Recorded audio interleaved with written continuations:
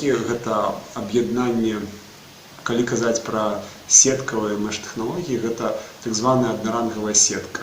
Простыми словами, это горизонтальная сеціва, где каждый удельник этого сеціва мае однолькавыя правы.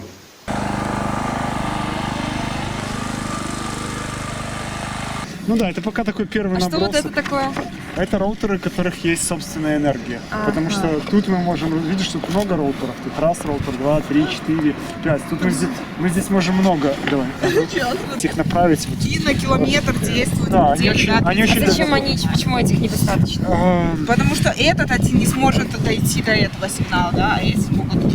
То есть люди с мобильниками, они территориально слишком далеко будут. Такие роутеры рассчитаны на мобильники, у которых есть функция. Я примерно так и представляла все.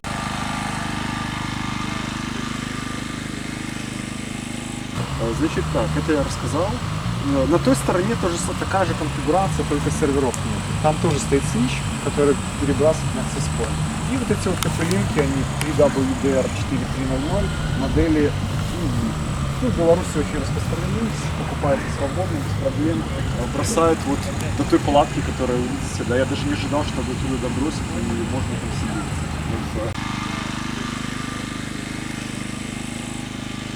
Описываем, либо мы описываем, либо автоматически программа описывает граф с помощью этого языка, и язык, естественно, заботится о...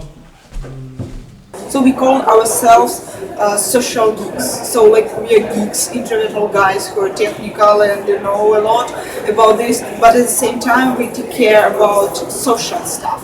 And that's why it was one of the such social geeky projects as we considered for ourselves. So it was like, hey people, we never thought about how internet works, and we can think about it, and we can build, we can try to build our own network.